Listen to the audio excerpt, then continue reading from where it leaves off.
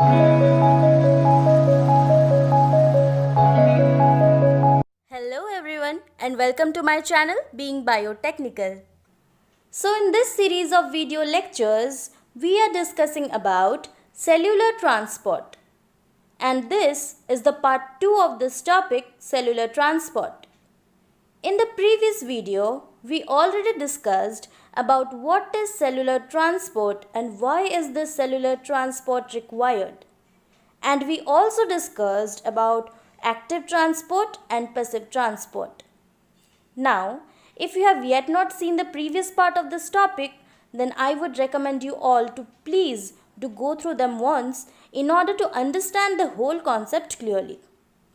So, today we are going to discuss about cellular transport in nucleus and cytosol, which means today we are going to see how molecules travel between nucleus and cytoplasm. So first of all, I would like to tell you that molecules travel between nucleus and cytoplasm by the means of active transport. Now, as we all know that there are two different kind of active transport processes. One is primary active transport and the other is secondary active transport. So in this case, molecules are transported between nucleus and cytoplasm by the help of secondary active transport. And in the previous video, we also discussed about difference between them. So, let us consider this is the nucleus and this is the selectively permeable membrane and here is the cytoplasm. So, as we know that the selectively permeable membrane does not allow all the molecules to pass through it. The reason why all the molecules can't pass through it is the size of the molecule. This membrane cannot allow larger molecules to pass through it. And larger means molecules larger than 5000 Daltons. Now, the reason behind this is that these membranes have nuclear pore complexes or NPCs.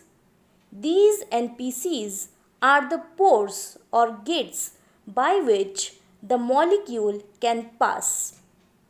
Beside these nuclear pore complexes or NPCs, these membranes do not have any other gates to allow molecules to pass through it. Now these NPCs contains channel nucleoporins. These channel nucleoporins with a large unstructured region create a messy tangle, and that is the reason why larger molecules cannot pass through nuclear pore complexes, whereas molecules smaller than 5000 Daltons can easily pass through these NPCs. But larger molecules like proteins, DNA and RNA polymerases, which are destined to get into the nucleus from the cytoplasm and also get back to the cytoplasm from the nucleus, need to pass these membranes. Now the question is how these large molecules pass through these membranes.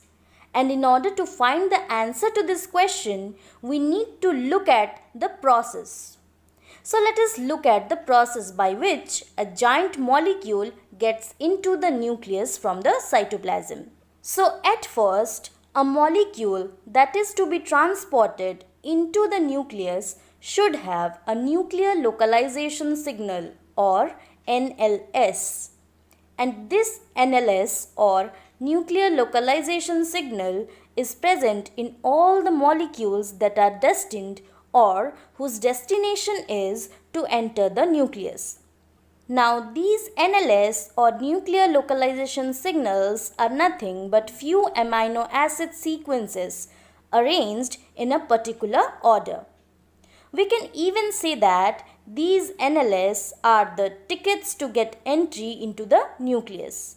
Now, these NLS would be recognized by the nuclear transport signals called importance, which would be present in the cytoplasm.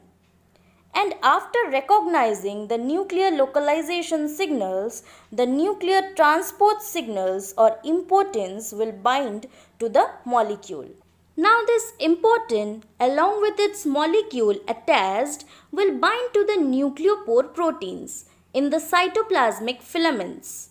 And by such sequential binding to even more nucleopore proteins, the whole complex is translocated through the nucleopore complex or NPC. Now, after reaching the nucleus side of the NPC, a protein called RAN binds to the important.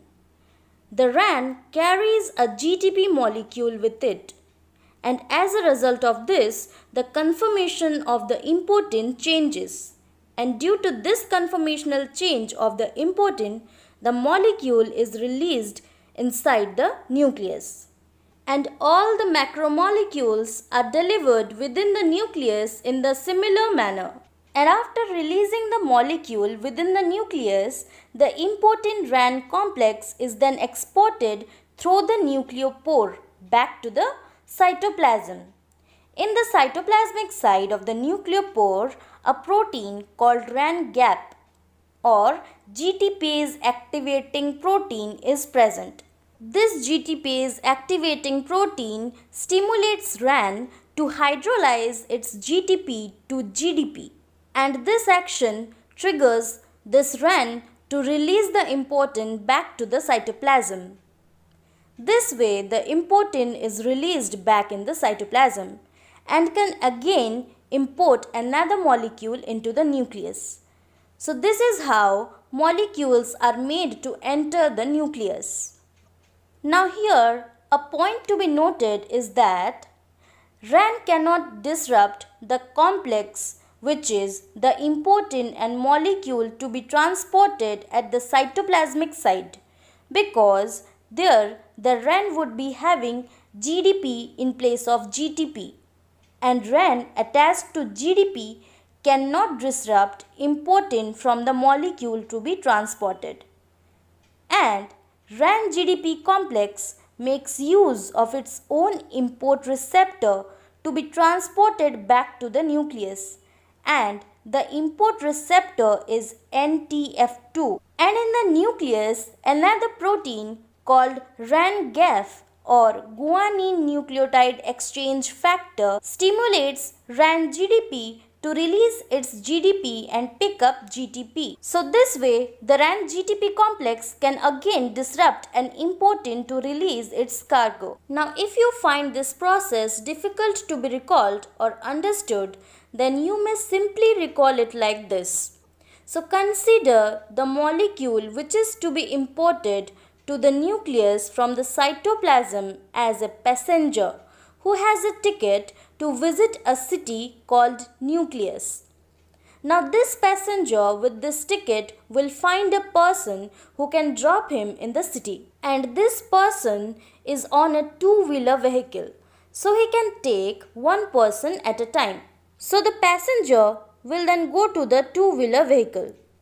Now as both of them, which is the passenger along with the person in the vehicle, reach the city, the person finds another passenger who is willing to go to the place where they came from, which is the cytoplasm.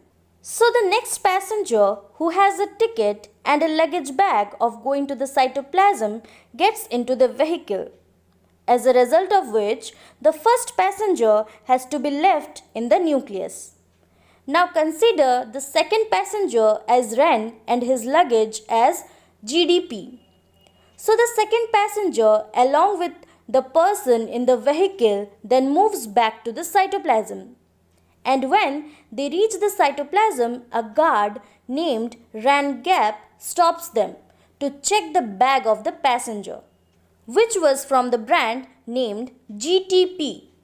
And after checking his bag, the guard gifts him a new bag from the brand GDP. And as this process takes a longer time, so the passenger will pay the driver and tell the driver to leave. As this passenger named RAN with a new luggage bag from the brand GDP has his own vehicle in the cytoplasm named NTF2 to get back to the nucleus city. So I hope it would be easier for you to recall the process of molecular import within the nucleus by simply recalling the process like this. Now, let us see how larger molecules are exported out of the nucleus to the cytoplasm. So, huge molecules like ribosomes are assembled in the nucleus and are then exported out of the nucleus to the cytoplasm. So, these molecules which are destined or whose destination is cytoplasm and are exported from the nucleus have a nuclear export signal or NES, and as I said earlier that these signals are few stretches of certain amino acids. Now the nuclear export signals works as ticket to go to the cytoplasm and are recognized by a receptor which is present within the nucleus called exportins, which carries the molecule to be transported through the nucleopore to the cytoplasm. But the binding of the molecule to be transported and the exportin is stimulated by the RAN-GTP, but it does the opposite in case of exportin. And after binding to the exportin, both the RAN-GTP and the molecule to be transported are then exported from the nucleus to the cytoplasm. And at the cytoplasmic end, RAN gap will be present, as we discussed earlier. And this RAN gap will stimulate the RAN-GTP to hydrolyze to GDP. And as a result of this, the exportin and the molecule to be transported will be detached. This way, molecules are exported out of the nucleus to the cytoplasm, and the exportin are imported back to the nucleus to be reused. Now, you can even recall this process in the similar way like consider the exportin as a person with three-wheeler vehicle which carries both the molecule to be transported and the GTP complex at a similar time.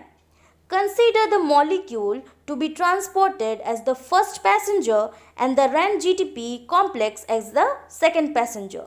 Now, as this vehicle reaches the cytoplasm, the second passenger is stopped by the guard named RAN gap, who checks the luggage and gives him a new bag from the brand GDP, as the second passenger earlier carried an old bag of the brand GTP. So during this process, as it takes longer time, so even the first passenger, which is the molecule to be transported, gets out of the vehicle, as his destination was the cytoplasm. And again, the vehicle gets back to the nucleus to be reused. So now that you know both the processes of protein import and export to the nucleus from the cytoplasm and back, I hope you would have understood the whole topic clearly. With this, the second part of this topic, cellular transport, has ended.